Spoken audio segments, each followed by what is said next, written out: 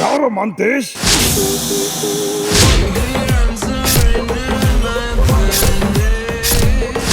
ಮಾಂತೇಶ್ ಜೊತೆ ಮಾತಾಡುವಾಗ ಮನಸ್ಸು ಒಳಗಡೆನೆ ಮಾತಾಡ್ಕೋಬೇಕು.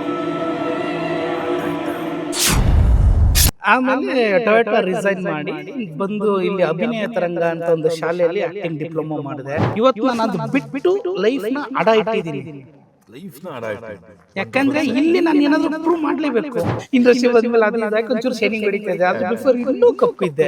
ಅಪ್ಪ ಅಮ್ಮಂಗೆ ಒಂದ್ ಕಡೆ ನೋವು ಕೊಟ್ಟಿದ್ದೀನಿ, ಬೇಜಾರು ಮಾಡಿದ್ದೀನಿ. I agree. ದುಡ್ಡು ಬಂದ್ಮೇಲೆ ನೀನು ಕೋಟಿ ಖರ್ಚು ಮಾಡಿದ್ರೆ ಈ ಅನುಭವ ಸಿಗಲ್ಲ.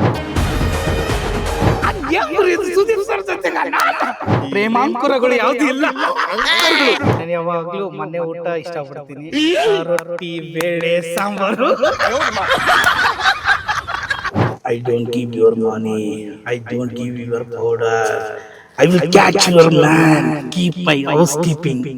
I don't know who you are. I will find you.